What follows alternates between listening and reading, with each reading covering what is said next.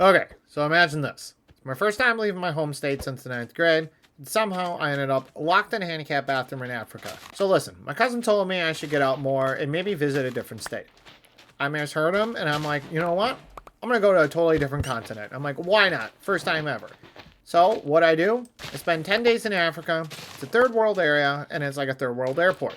I have zero traveling experience. And at this point, I had zero brain cells left. I mean, this was after my 10 days, and I'm like, it's time for me to go home.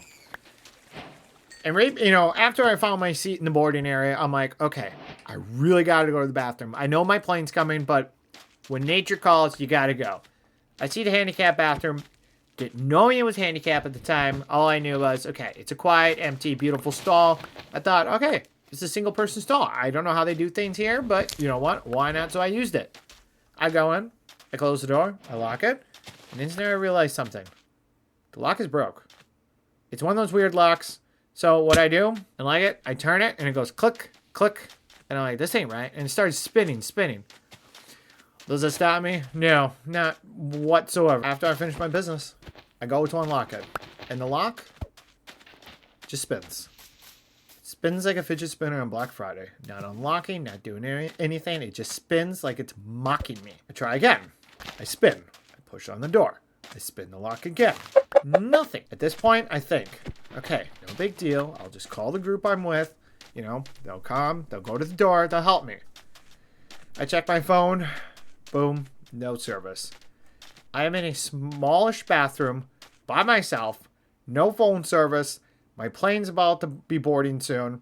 Nobody knows I'm really in here. And I'm like thinking to myself, this is how I get stuck in Africa forever. So what do? I do what any normal man does in this situation. I realize I am in a busy airport. There's no chance they can hear me.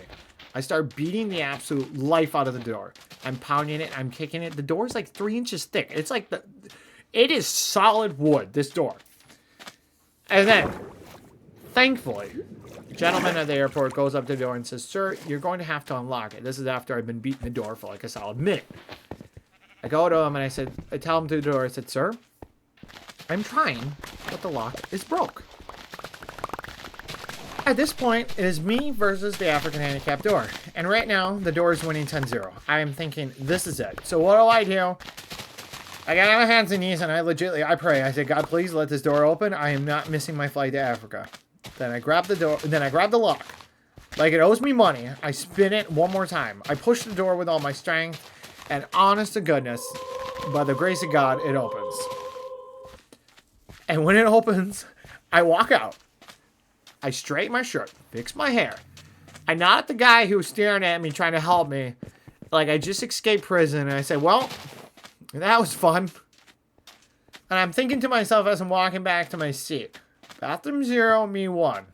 And yeah, make sure you like and subscribe. Remember always, Jesus Christ is King. And goodbye.